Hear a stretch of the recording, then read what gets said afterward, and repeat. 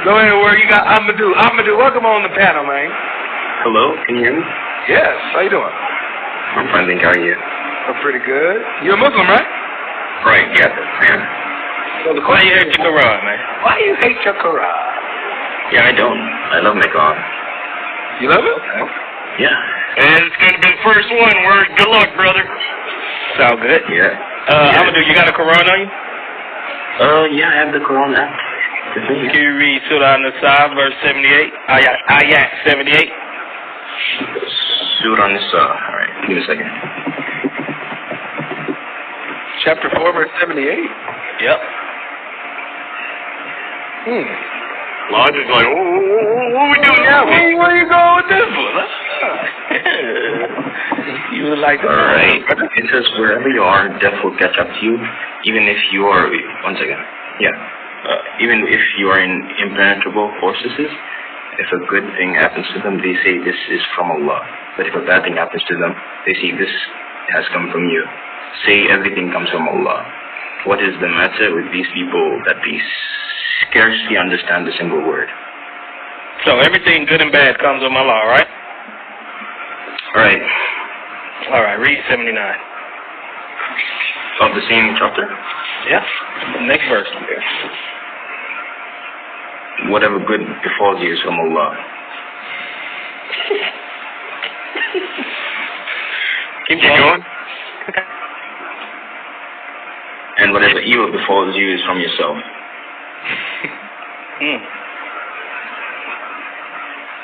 It's contradiction, eh?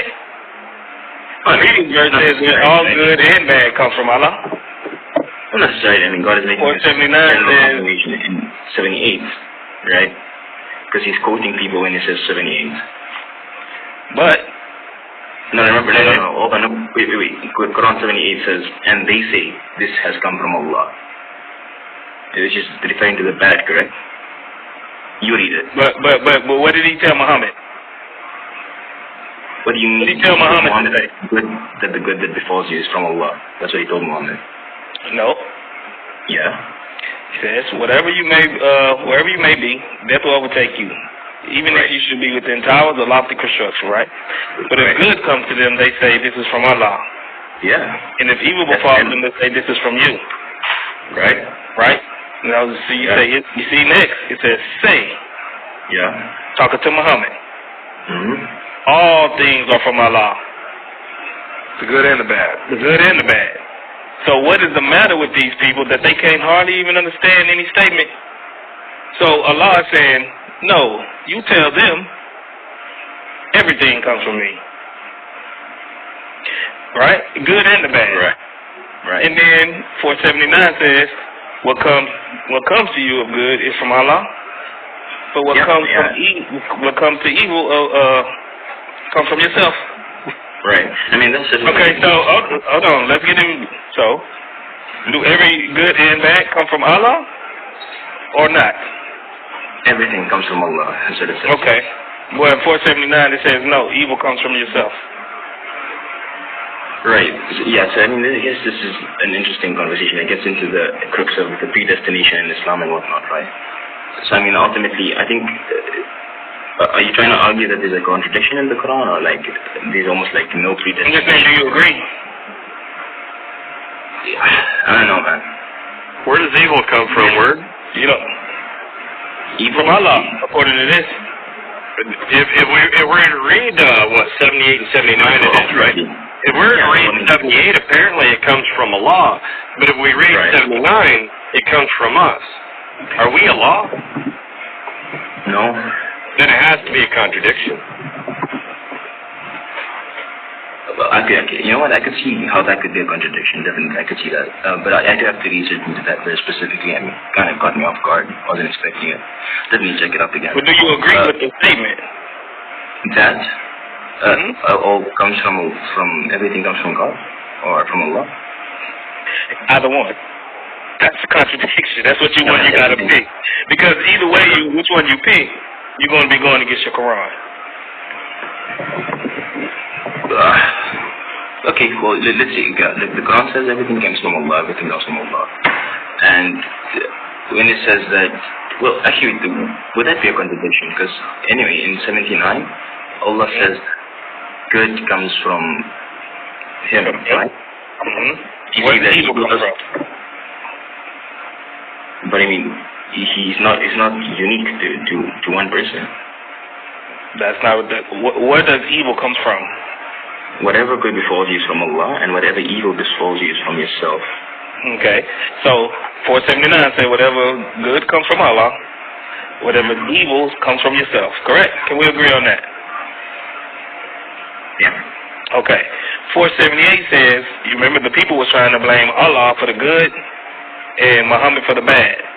Right. Allah corrects them and say, no, say all things come from Allah. So what is the matter with these people that they can hardly understand any statement? Yeah. Well, so which one is it? I don't want to jump to a conclusion. Yeah, it's a rough position to be in, but I still have to look at the Arabic. Rough position, huh? Yeah, I mean, yeah, of course. At face value, it's definitely rough. But I mean, that's how arguments work, right? Being a compelling argument, I go check it out and come back with the knowledge, right? That's how it works. So what I would say here, and I think that's a very admirable answer. I respect that answer 100%. I wish more people would actually give that type of answer instead of making stuff up.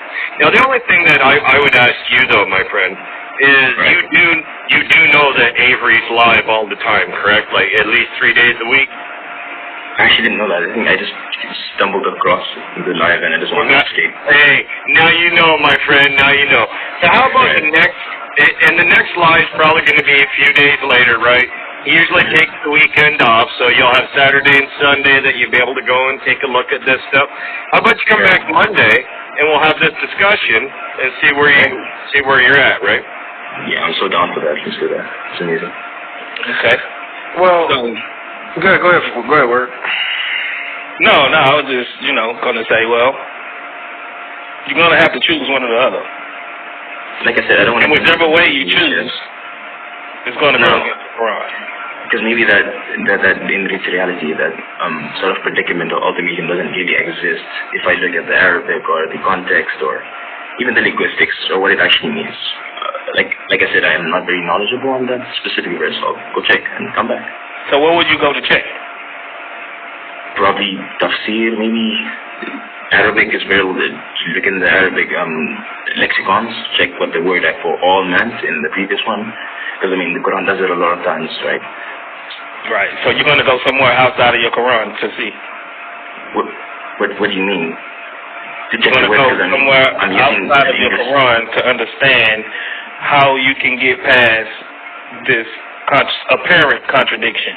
Right, I mean, we are using an English... I'm using his language because it's apparent. Right, exactly. No, but I mean, you're using an English translation to create this argument, and I'm going to check if the English translation is really what it means. What, magical Arabic, sorry? No, I'm just saying it's a magical Arabic. Wait, how did you get to magical Arabic, bro? Because you said, well, no, I'm reading this in English. You are, yeah. Right, so two different languages, correct? Right. So the Arabic says all here. I got the corpus pulled up. Kulun, it's all. Min, indi, from Allah. All is from Allah. So, and that's obviously in context of good and bad.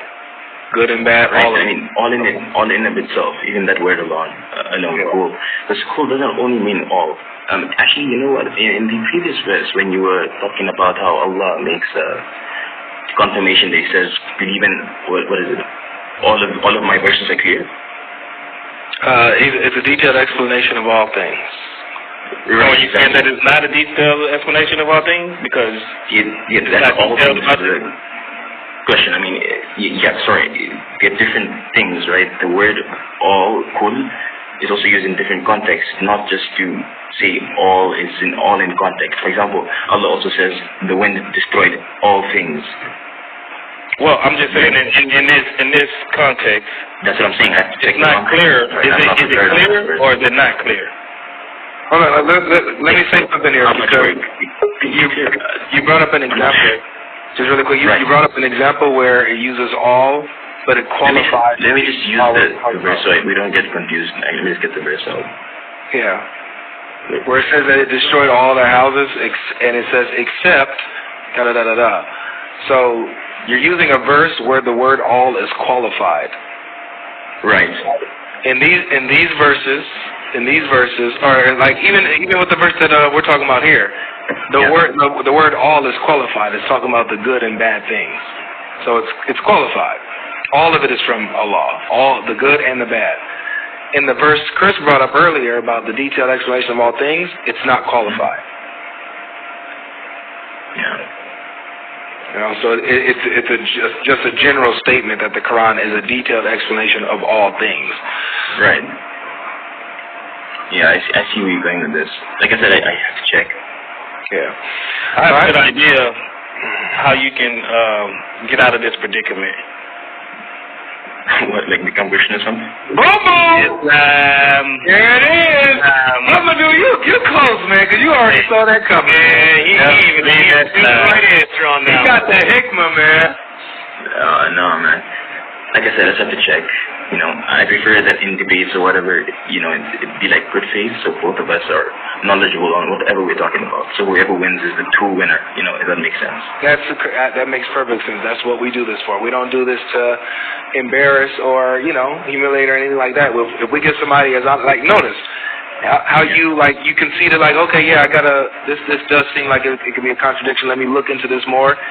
Yeah. We didn't mock you we celebrated you for that. We're like, yeah, that's honored. That's good.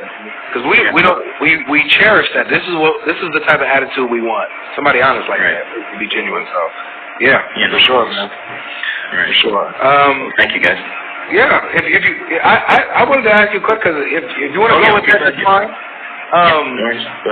What is it that convinces you of this? I don't know if you've been Muslim all your life or yeah, okay. But as you grew up as an adult, you've seen critics, you've seen, you know, Islam be challenged and stuff like that. Right. What convinces you that Islam is actually true? Well, I guess it just seems a bit simpler in its objectivity, I guess. It's a bit more true, trustworthy, if it must be so. In what regard? Well, I feel like historically, I guess you guys might disagree with this. I feel like it has a cleaner line of translation or transcription from the time of the Prophet till now. I feel like what it teaches is in line with morals, like society. I feel like it's on a good roll. I feel like that's.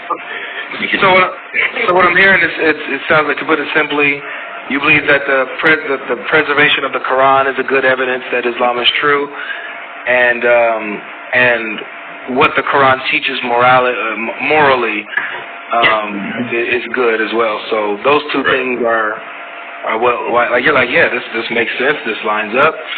You know, that's what you're saying, right? Yeah. Okay. So let's do this way then. Now let's do it two ways, because preservation of the Quran. Do you hold the position that the Quran has been preserved word for word, letter for letter, wherever you go? There's only one Quran everywhere?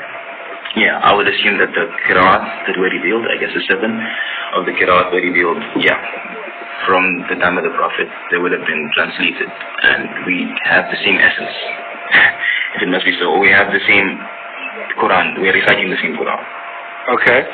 So, just because there's a lot of people that have different positions when it comes to this. There's some people who hold the position that the Quran is preserved word for word, letter for letter. There's never been any type of difference or variant.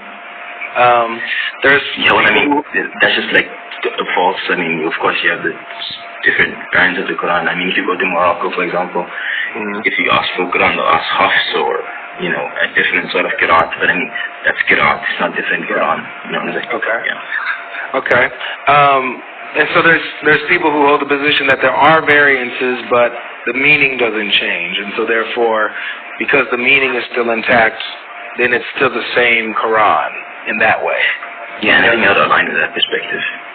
Okay. I'll say even if there's a change in letter, the people that align with that certain sect or Quran, then they understand it the same way we do. Okay. So I want to give you a couple examples where the meaning changes, okay? Which is why I say that there's different Qur'ans. It's not perfectly preserved in a way that the Muslims think, because there are differences in meaning, not just in like word placement, okay? So there's an Islamic website that I use that I like to use because it's a whole database of showing all the different readings of the Quran. They also got reciters and stuff. It's pretty good. So I'm gonna pull this up really quick. All right. Okay. Do you read Arabic at all? Yeah, I can read it. I suck at it though. Okay. All right, we won't rely on that. Let's see. Okay. So I'm showing my screen. I'm going to go ahead and expand it. Okay. And let's do it this way. All right. Can everybody see that pretty clearly? Yeah, it's pretty clear. Yeah, we got it.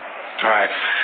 So this is, well, you can't really see the website here, but it's in QUR'AN.com. Matter of fact, I'll put the link in the comment section and in the private chat on StreamYard. So you guys go. Whoops. What did I just do? It stopped sharing. Beautiful. Beautifully done. All right, whatever. Let me just get it back up. Okay. All right. That's the website there, guys. And then here you go. All right. So this is chapter 37, verse 12. Chapter 37, verse 12. And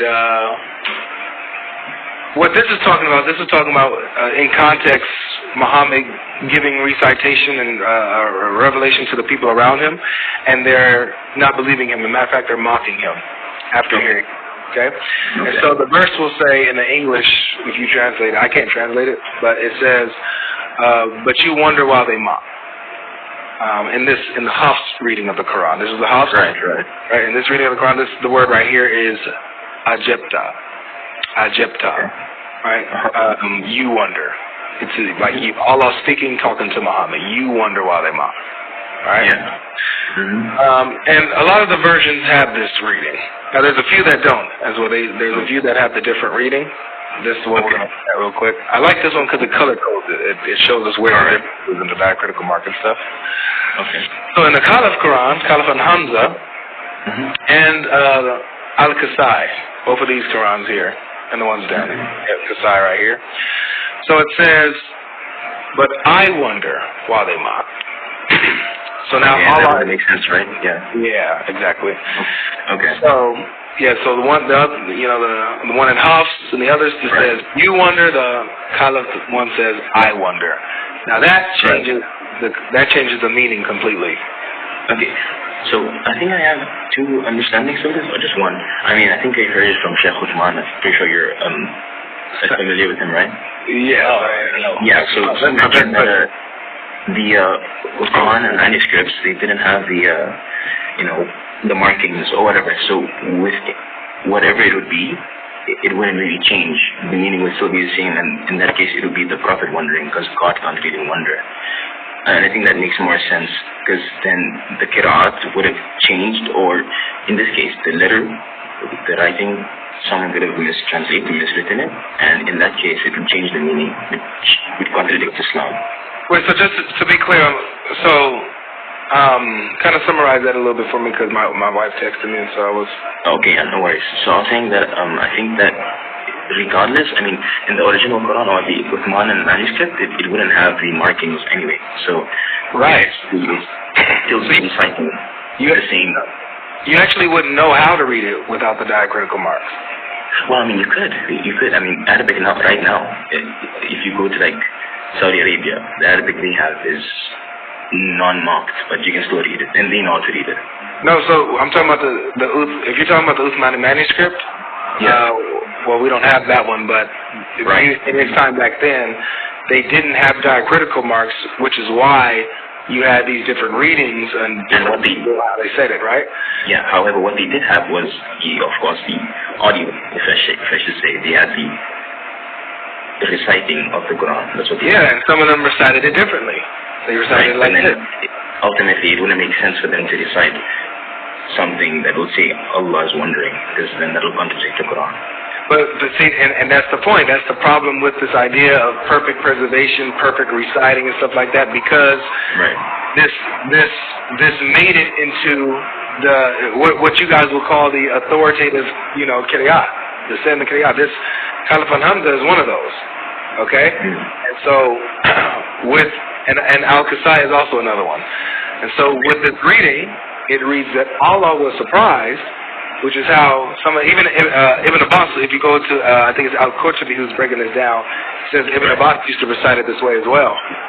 So, and his understanding was that Ibn Abbas's understanding that Allah is wondering? Well, in a way that befits him, I would say. Like some of them explain it that they don't know, like it's in a way that befits him. Like you even have a hadith. You have a hadith where it says that Allah wonders. Right, and the understanding of that is, in a way that befits and is befitting to Him, not in the way that humans wonder, necessarily out of ignorance, but they interpret it somehow. Then, if that understanding was applied to this case, would you then consolidate this contradiction? Would you say that it wouldn't fabricate as a contradiction then? Yeah, no. So it's a contradiction because of who it is that's doing the wondering in this verse. Is it Muhammad that's doing it, or is it Allah that's doing it? Right. So that it changes the meaning of the verse, whether it's Allah that's doing the wondering or Muhammad. Okay. Yeah, I see. Yeah. So and even if somebody can, if somebody can reconcile however they interpret Allah's wondering to be, because that's not my argument. I can grant you, however you interpret that, that's fine. The point is that the meaning of the verse changes. Okay. And then that will be a translation error, then impairing the preservation of the Quran. Yeah, not translation, because it's in the Arabic. Yeah. This will be I guess a transmission error, or but you have to ask which one is the error. Is it Belajib 2 that I was surprised when Allah says it, or is it you were surprised? Which one objectively is the error? And then that question in of itself is a problem for Islam, because because then we're stuck in a situation where whatever answer you give, it tarnishes the preservation of the Quran. Exactly. Yeah. Exactly. That's strength.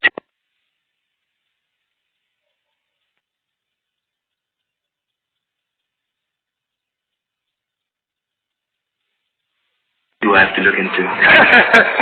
That's all right, though. Look, brother, are you on YouTube a lot? Like scrolling, watching stuff? Yeah. Okay. Here's a channel that you should get involved with. They're Christians. They're Arabic-speaking Christians. One of them, they're husband and wife. Their name is Jai and DOC. Jai and DOC. Let me actually show you their YouTube channel real quick. How do you spell that? Jai, G-A-I.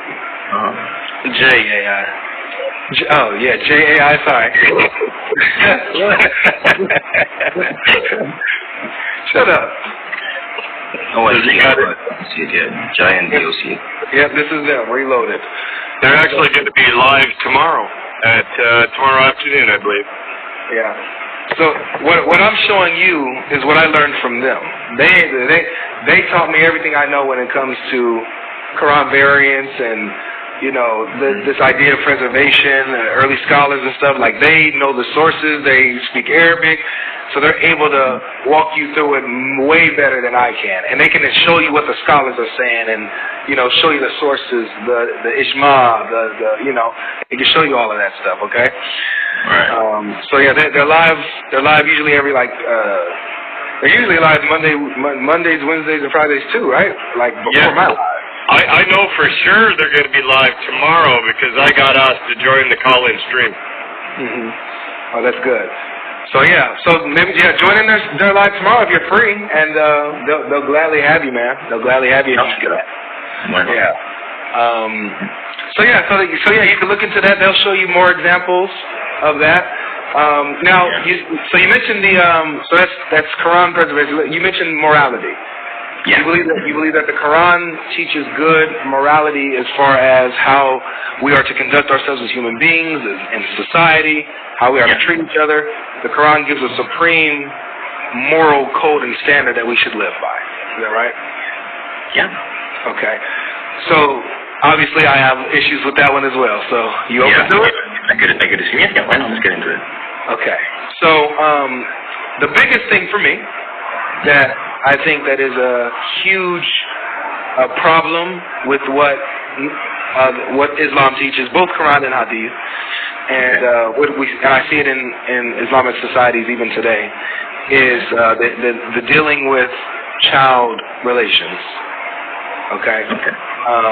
Now I gotta ask you straight up: do you believe that it is okay for an adult male to have sexual relations with an immature girl?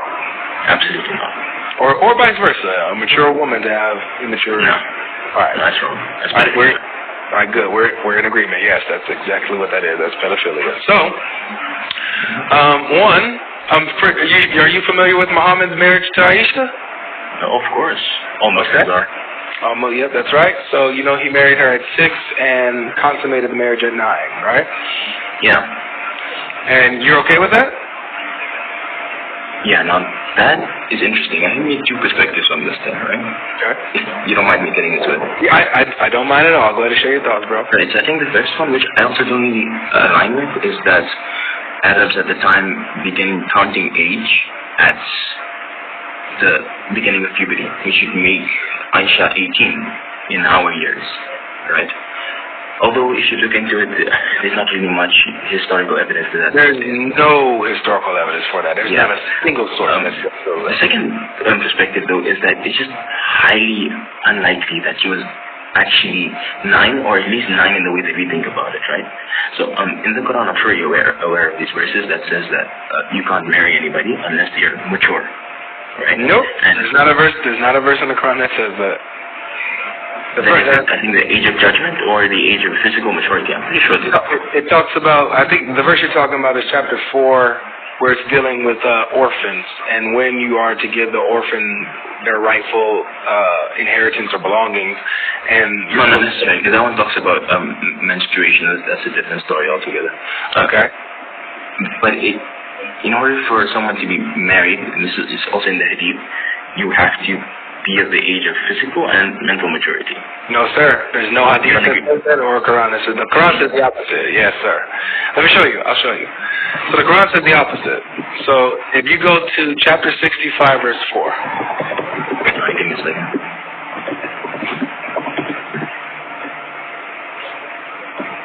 There's actually a debate that I'm going to be reviewing on my channel on Saturday Logic. It's actually between Malik and another Muslim, and it was on the reason why Muhammad waited 3 years to consummate the marriage with Aisha.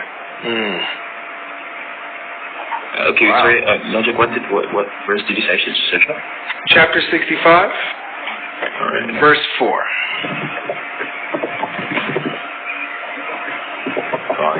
Verse 4. Okay. And those who no longer accept menstruation among your women, if you doubt, then their waiting period is 3 months. And for those who are pregnant, their term until they give birth. Oh, you skipped a line, brother. Did I? Yeah. And for those who are pregnant, their term is before that. The line before that. If you doubt, then their waiting period is 3 months. That one? And then go ahead. Keep reading. And for those who are pregnant. No, brother. Sorry, you're using Sahih International, right? Translation. I just opened on Google. Yeah. Yes, it's the Sahih International translation. It says, and follow along with me, and those who no longer expect menstruation among your women, if you doubt, then their period is 3 months. And also for those who have not menstruated. Does it say that in yours? Yeah. And then it says, and for those who are pregnant, their term is until they give birth. Okay. And whoever fears Allah, He will make for him of his matter ease. Now, so this is talking about divorce. When you're divorcing three categories of females. Yeah. Right? It says those who no longer expect menstruation. Right? So those are the older women, right? The ones who are too old to menstruate, they hit menopause. They don't expect to have periods anymore. So their waiting period before they can move on is 3 months, so to make sure they're not pregnant, right? Yeah. And it says, and the same waiting period goes for those who have not menstruated. So these are the girls who haven't reached puberty yet. They haven't menstruated yet. Well, I mean, you could also not menstruate and be an adult. Well, yeah, if you have some type of medical condition, sure. Right. But that's not what the Quran is talking about. So, how do you know that? Well, so one, when it talks about the older women, then it talks about the one who has not menstruated. It says lam yahidna in the Arabic, which means they never menstruated before. They haven't done it yet in the past. Okay. Lam yahidna, that hasn't happened. Those are little girls. They haven't reached the years of menstruation yet. Again, I mean, that's not isolating it to little girls. People can have adults that have never menstruated, yeah? Well, this is the understanding of all the scholars as well. They also agree with this. That is little girls. Could you say again? I doubt. Yeah, I got you. So I'll put it on the screen too. I got you, man. We'll share this tab instead. Okay. 354. So let's go to the top stairs here. We'll read this Jalalain one. These are two scholars that work together on a commentary. It says, as for those of your women who no longer expect to menstruate, if you have any doubts about their waiting period, their prescribed period shall be 3 months. And also for those who have not yet menstruated because of their young age, their period shall be 3 months. Both cases apply to other than those whose spouses have died. For these latter, their period is prescribed in the verse. So, right, because of their young age. So that's how they understand it. Watch Ibn Kathir. I know you heard of Ibn Kathir before, right? Of course, yeah. Yep, he's one of the top Sunni scholars. So watch what he says. The iddah, right, the waiting period of those in menopause and those who do not have menses. Allah, the Exalted, clarifies the waiting period of the woman in menopause, and that is the one whose menstruation has stopped due to her older age. Her iddah is 3 months instead of the 3 monthly cycles for those who menstruate, which is based on chapter 2, verse 28. The same for the young who have not reached the years of menstruation. Their iddah is 3 months like those in menopause. This is the meaning of his saying, and for those who have no courses, or in the other translation, those who have not menstruated. Okay. And what if this verse could be also referring to the people at the time of the Prophet who were already married to children before this revelation came down? So they were pre-married to children in the areas of Jahiliyyah, like ignorance. So let's say, for example, there was some guy that was at the time of the Prophet and he married a kid, or maybe a group of people, right, at the time of the Prophet. And then Allah revealed this verse so that he could, at least since they already married together to a kid, although that's wrong, then this could clarify how then they would go on with their lives. This wouldn't apply to them because this is the Quran. Like, hold on. They were disbelievers. This is giving them a context who they can't marry. Not from the past, or who they're divorcing, because they're telling them how long their iddah is going to be. No. I'm like people that are already married to children by the time they become Muslim. It's okay. We're gonna. Whenever you get a chance, Logic, share my screen, because we can nip out this to the bud. Yeah, I was gonna show them I was gonna show you the context in which this verse came. Okay. Is that what you have already? No, I got the Sharia and the fiqh and all of that. Okay, I'll let you show that in just a second. I'm going to show you the Asbab al-Nuzul, the reason why the verse is revealed. Okay, Ahmadu. And let me see, where do I have that website up? No, I don't. Okay, let me do it this way. Let's go to Tafsir.com. Tafsir.com. Oh, snap. Did they mess it up? Oh, no. Hold on. Here we go. Dang, why they play me like that? All right, let me see. I kind of changed it a bit.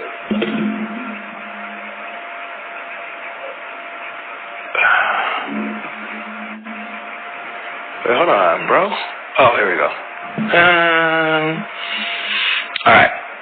So 65, verse 4. And we're going to pull up the Asbab al-Nuzul, the reason why the verse was revealed.